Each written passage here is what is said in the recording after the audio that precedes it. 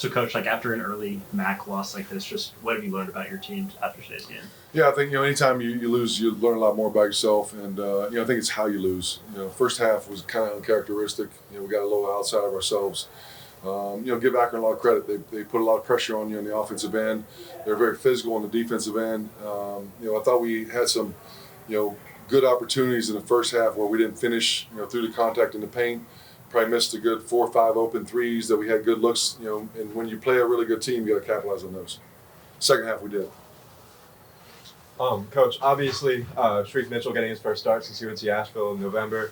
How do you think he played today? Awesome. He was really good on both ends. He was the one guy making shots, scoring for us, and doing a great job disrupting on the other end. He just didn't have enough help tonight. He mentioned it on Tuesday when we talked to him that he's really embraced the role of being a six-man, just helping the team win. Now that he's probably starting for the foreseeable future, how does that kind of look the outlook?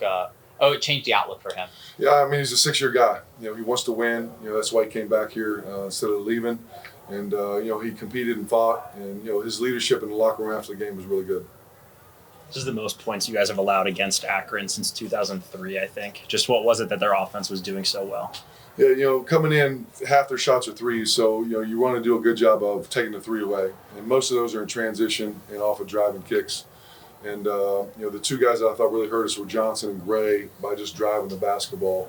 And when they get downhill like that, it's a 1v1, and they were finishing in there, and you don't want to help too much where they kick to the open shooters. They had 10 threes. They didn't really need them tonight. So, they just, make you guard a little bit different than you normally guard. So this will be great to have on tape. Obviously we play them, I don't know when we do it, but a month or so. You guys have exploited split switches all season, specifically on guards, but with guards as strong as Akron's, how do you think your team handled that? Not very well. That's obviously when teams switch like that, we have to, take advantage of it. First half, I thought we had some good looks inside, but we turned it over. But we got to continue to do that. Make sure to point to throw it in there, because what's going to happen is they're going to double team, cause a rotation, and allow us to get some type of shot off a cut or a skip. You mentioned it on Tuesday night. It's a really tough stretch coming up. Is it kind of good, get this loss out of the way early during that stretch, and kind of you figure things out before you face teams like Kent and Toledo and Miami on the road? Never good to lose, but you learn something about yourself, obviously, how we respond. And I thought we came out in the second half, like I said, and competed like we should have in the first half. But your goal is not to go undefeated in the MAC. You're eventually going to lose. And that's really how you lose. And the first half wasn't acceptable. Second half was, we competed harder, did some good things, and we can't let this loss tonight affect Tuesday at Eastern.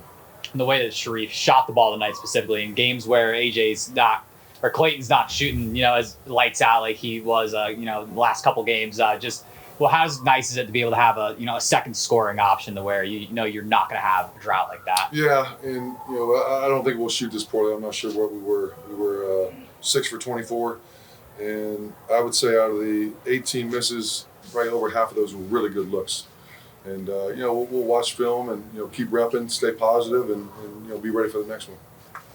A couple members of this team's core were missing for large stretches, if not all of this game. But positive minutes from Elijah Elliott. What did you see from him today? Yeah, I thought second half he really gave us a big lift.